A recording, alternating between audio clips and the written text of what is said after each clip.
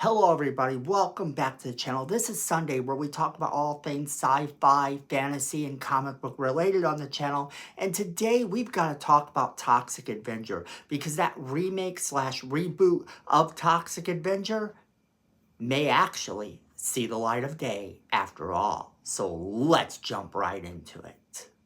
Okay, so for a while now, Trauma Pictures has been the staple of low-budget movies, with such titles as Romeo and Juliet, or the most famous title that they have, The Toxic Avenger. The Toxic Avenger became the face of Trauma, and it was only inevitable that a big studio would try to make their way into it. Well, Lloyd Kaufman, the guy who runs Trauma, did just that. He allowed them to do a remake slash reboot, continuation, if you will, of The Toxic Avenger. Now, I say it this way because I've heard people say that it actually continues the story of The Toxic Avenger because it doesn't even mention that it didn't happen or that it says it happened.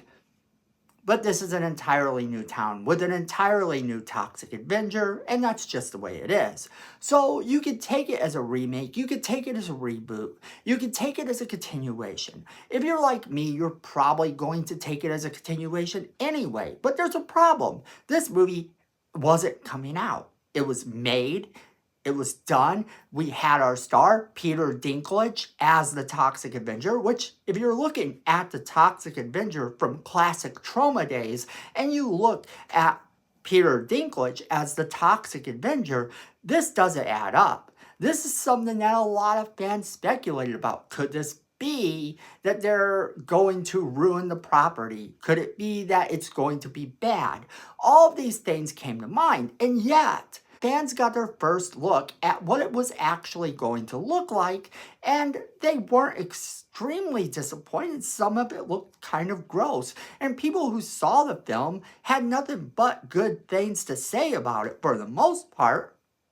And of course, you had the people who were saying it was horrible, that's something that couldn't come out ever. But if you know anything about Trauma, Trauma strives on everything that is offensive and everything that sort of is pushing that boundary. James Gunn actually got his start in Trauma films, and that's where I first heard about James Gunn. Because I, being a movie fanatic, of course, love the low-budget movies. I love the ones that are comedies and spoofs and don't really amount to anything.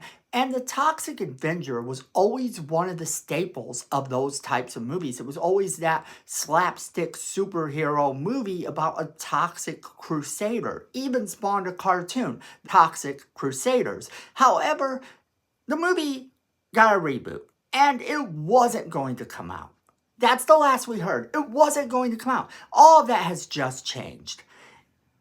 According to MovieWeb, as well as I've heard it a couple other places now too, fans of The Toxic Avenger have just been given the news they have been waiting to hear for a long time now. The reboot of the cult classic franchise is finally getting a theatrical release in 2025.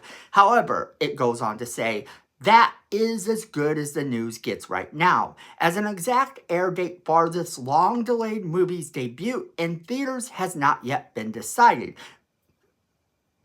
Now, this is funny because it then goes on to say, The Toxic Avenger has been one of the most frustrating movies of the last several years. This is true because fans wanted this movie to come out, and we waited and waited and waited, and then we got the news it probably never was. Now, director Mackin Blair has finally confirmed the film will not be scrapped and left to languish in a vault, as many started to fear it would.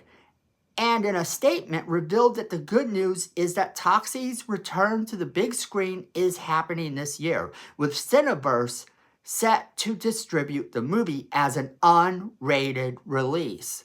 Now, this is also via Variety. He goes on to say, I'm beyond grateful to the team behind Toxic Avenger who were so supportive and steady-handed as we searched for the perfect distribution partner for our film. It's so cool that folks will have a chance to see this in theaters. It is a fun, rowdy movie you want to see with a crowd. Mutant hero smashes bad guys with a mop. Perfect entertainment for the whole family. Our goal was always to preserve the heart and spirit of the original Toxic Avenger movie. He says that Toxie was seared into his brain at a very young age, and goes on to say, and try to make something that Troma fans would dig, and at the same time do something with the character that feels fresh. Lloyd and Michael at Troma have been a blast to work with. Absolutely everyone at Legendary are stars, and I can't wait to start working with the champs at Cineverse to bring this version of Toxie to new fans and old.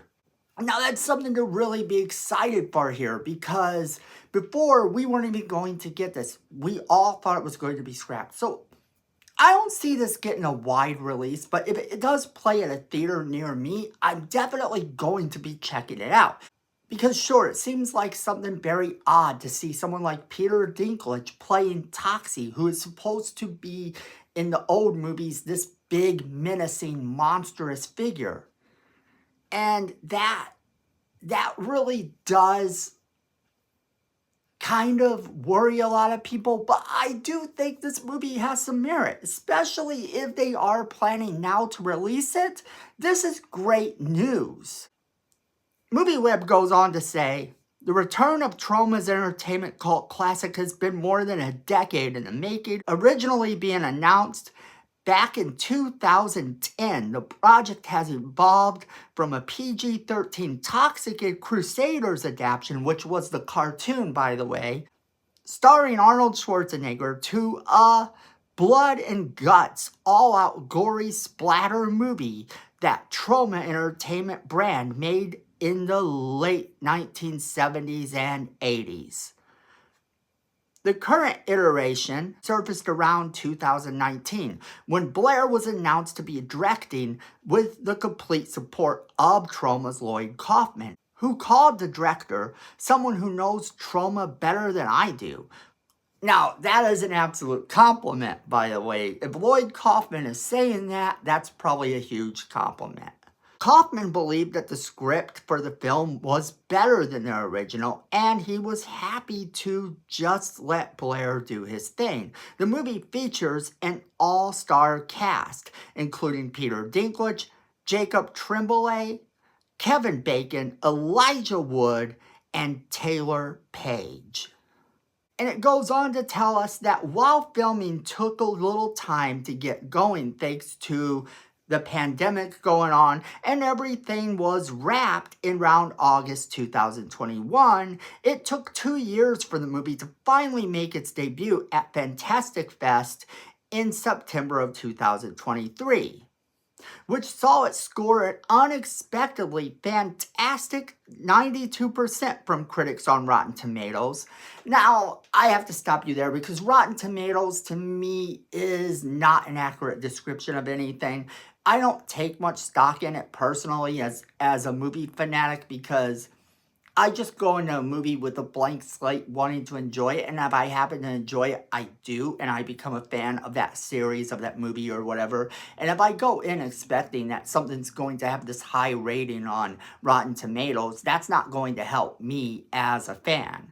Since then, it has somehow struggled to get a distributor, with some reports claiming the movie is much too much of a risk for many studios to take on. And that was coming at a time, MovieWeb says, when the Poonaverse exists. So, yeah, it now looks like we are going to get this movie coming out to theaters, and I couldn't be more excited. I wanted to bring this news to you guys, and I wanted to talk to you about it a little bit. I think that this movie suffered not only from, in my opinion, maybe not only from what it went through in getting released, but also quite possibly some of the Snow White stuff that went on. If you're unfamiliar with the Snow White controversy that went on, Peter Dinklage had a lot to say about that, and that might have hurt this movie's release a little bit, but I'm not sure if it did, so don't. That's just something that I contemplated at the time that could be hurting its release. And who knows, maybe it did, or maybe it is so gory that they felt it would be a risk. In which case, thanks for them finally deciding to release it.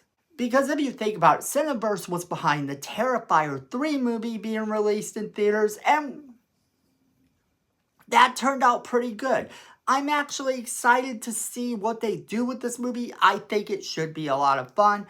But that is where I am going to leave it off to you guys. I want to know what you guys are thinking about this. Are you excited about this movie? Are you not excited about this movie? Do you think it's going to be a fun time to watch? Do you think that it's going to really be, like Lloyd Kaufman said, better than the original? What are your personal thoughts? As always, we want to know what you guys think, so make sure you are leaving us that comment in the comment box below, letting us know what you think. Also, don't forget to share this video with all of your friends. They're going to want to be a part of this crazy conversation as well. Then make sure you hit the like button. It's free, it helps the channel, and we really do appreciate it.